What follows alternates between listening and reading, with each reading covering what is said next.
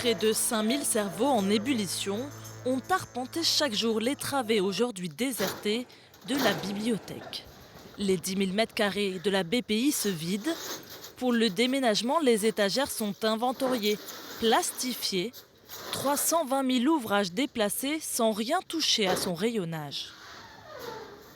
Vous me finissez toutes les armoires, filmez toutes les armoires. On les classe comme d'habitude par ordre. C'est pas un déménagement classique. On ne part pas d'un point A et on va livrer le point B. Et qu'on peut tout envoyer. Là, c'est bien structuré, il faut envoyer zone par zone et les collections par collection. 12 déménageurs s'attaquent à la musique. 6 mois de ballet, de rayons à roulettes et de concertos de crissement d'emballage. C'est cool.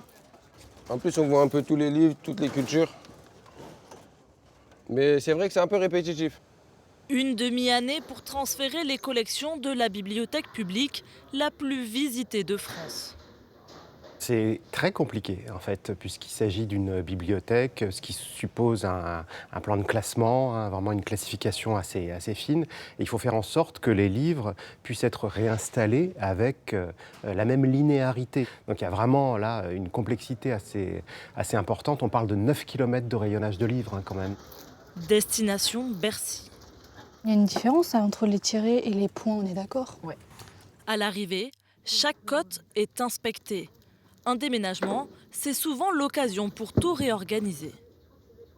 Bon, là, il y a un 706.36 RYC qui est après le 706.36 VOL.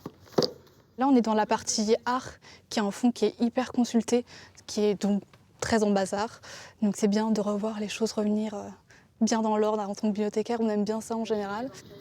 Pendant 2 ans, le personnel a préparé le terrain et a procédé à un désherbage massif. Un livre sur 5 a disparu pour pouvoir être contenu dans ces locaux temporaires plus petits. On perd 25% de superficie pour réinstaller les collections, ce qui nous a amené à faire un travail de désélection, hein, pour faire en sorte que les 320 000 livres qui étaient sélectionnés puissent entrer. La BPI est vidée, mais dans les coulisses des réserves, les petites mains s'activent. Demain, nous découvrirons ce lieu tenu secret, où il est quasiment impossible de faire rentrer une caméra.